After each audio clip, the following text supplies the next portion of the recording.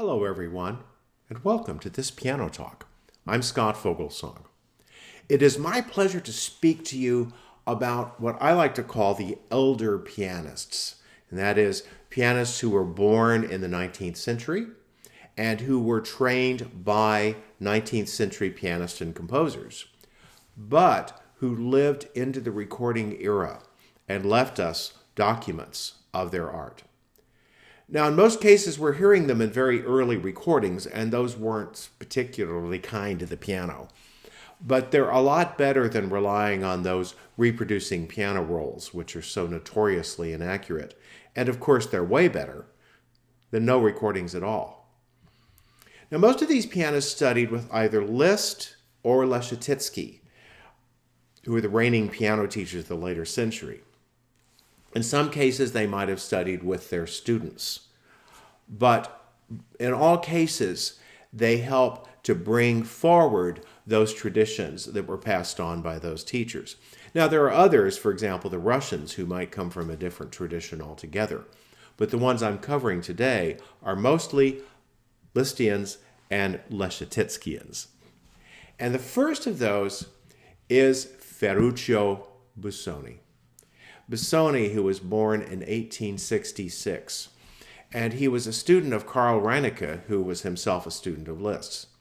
But I think Busoni, despite the fact being a Liszt-type pupil, was much more of a Leschetizskian in temperament, and that is, rather than all the bravura virtuosity of many Lisztians, he was more concerned with line and phrasing and tone and structural integrity. So, he was a pianist who wasn't showy. He was a pianist who was all about artistic integrity. As a result, he didn't really like recording. He hated that canned notion. But he did leave us some acoustic recordings that he made at English Columbia in the 1920s. Tragically, a lot of those were destroyed in a fire in that studio, but we do have some remaining, thank heavens. And we get to hear him play. Now, one of those is the Chopin Nocturne in F sharp, Opus 15, number 2. And I think here we really hear him at his poetic and measured best. Performance noted by its free rubato, but its control of the performance. Not an easy thing to do in this rather primitive audio. For example, when he plays the opening phrase, listen to the rubato. It's almost like listening to a really good pop singer who honors the spirit of the thing, but not necessarily the letter. He's not counting out 30-second notes or whatever very carefully. He's playing it with a kind of a gesture more than anything else. There's a couple of spots where he departs from Chopin's actual notation, bars 12 through 14, for example, and I've marked those in the score that's going to accompany the talk. I also want to call your attention to a marvelous moment in the middle section of the Nocturne. There's a place where you reach a 5-4-2 chord. That is the third inversion of a dominant seventh chord. And he brings out the bass D natural for all he's worth. I mean, it's marked accented in the score, but he takes it way past that. It's an incredible moment the way he does this. So as you hear him play, you will see the score with a few markings that I've made just to point up a few things that I've found notable. So here he is, Ferruccio Busoni, playing the Chopin Nocturne in F sharp, Opus 15, number 2, recorded on February 27th, 1922.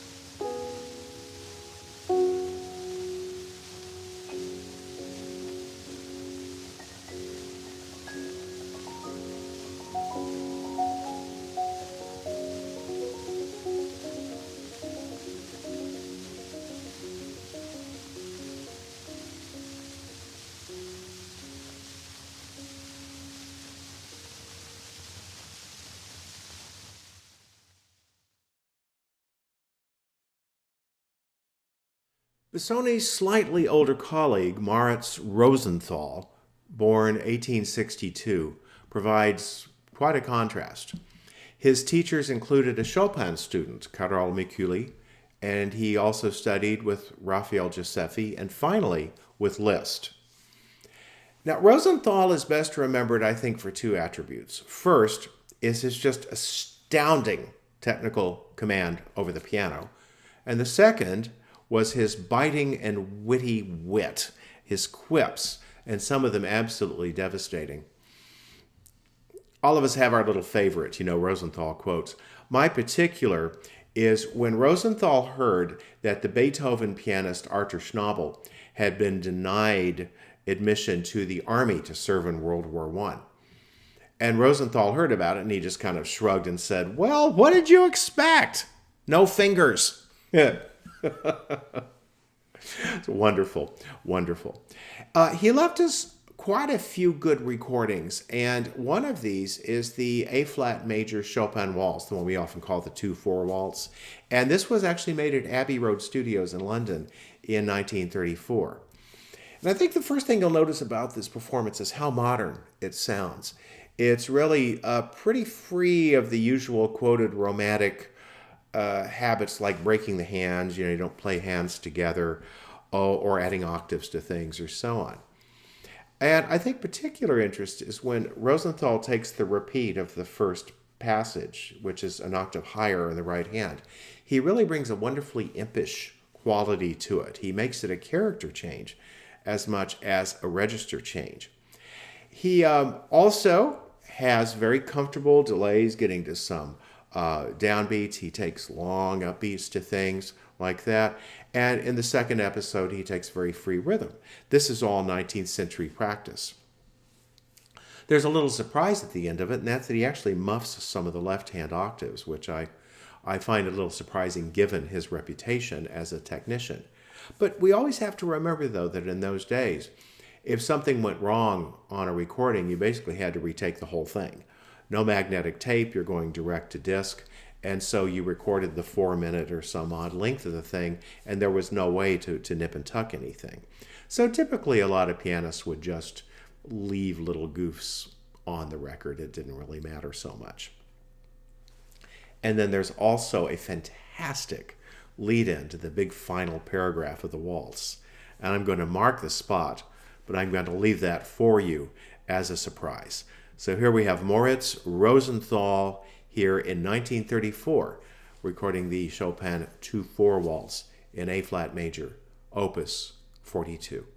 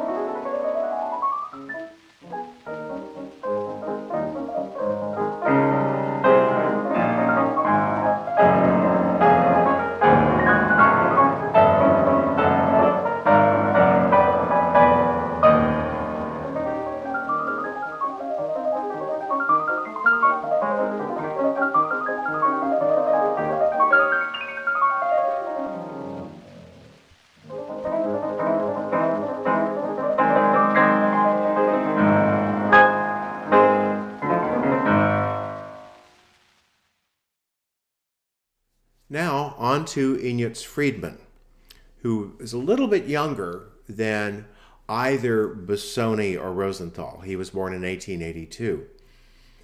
He was a Leschetizsky product par excellence. He was very much an old world pianist. He had very little success performing in the United States, and I think that's probably because his career coincided with pianists like Josef Hoffmann and Sergei Rachmaninoff, who represented a much more modern style of playing. So he was considered a little bit of a fuddy-duddy, I guess. He was one of these stupendous technicians.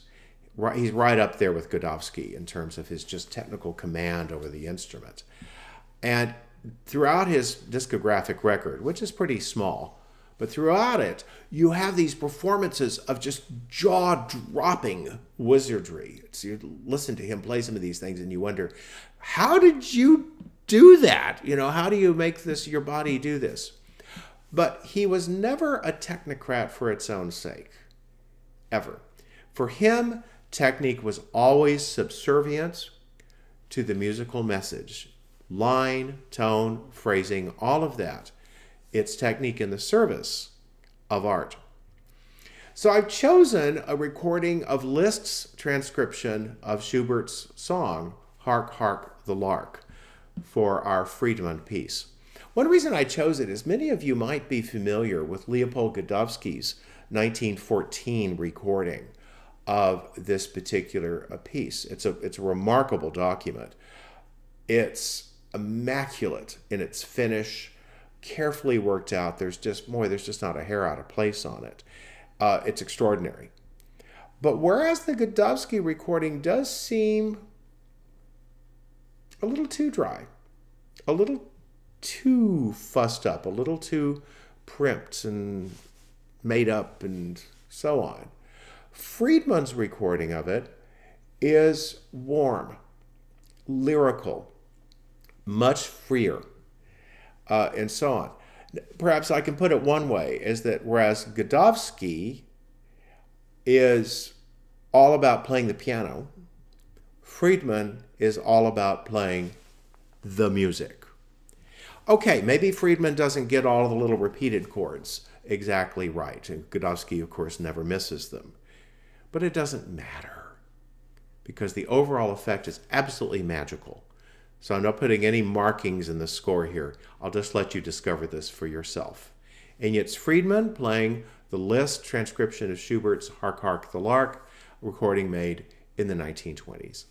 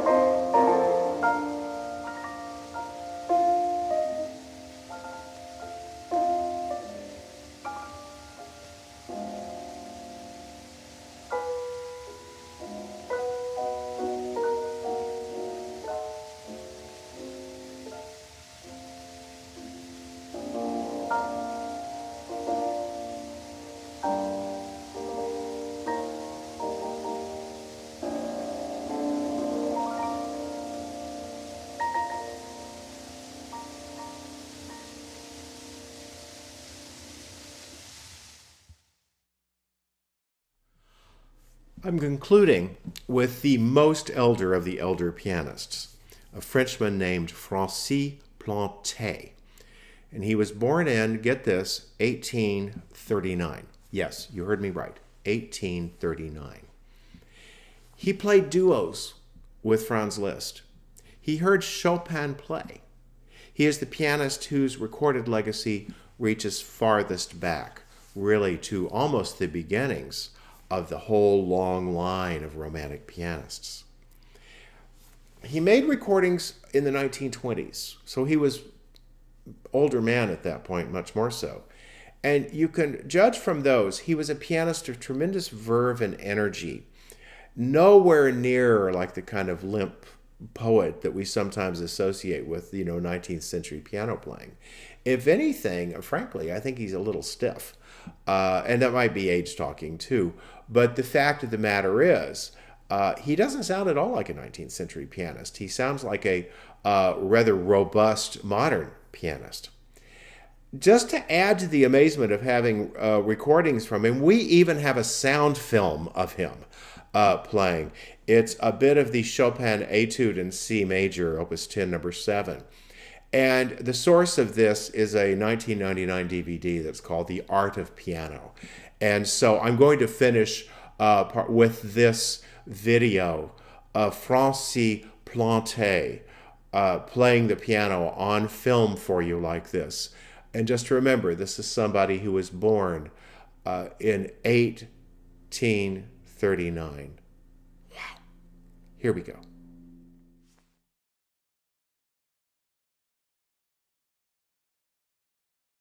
In the early years of the 20th century, the advent of recorded sound and film added a new dimension to the art of the great piano virtuosi.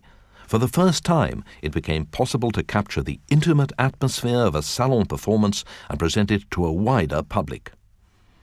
By the 1930s, even the 90-year-old veteran pupil of Liszt, Francis Planté, who had heard Chopin play and won his first piano prize in 1850, had been recorded for posterity on wax and celluloid.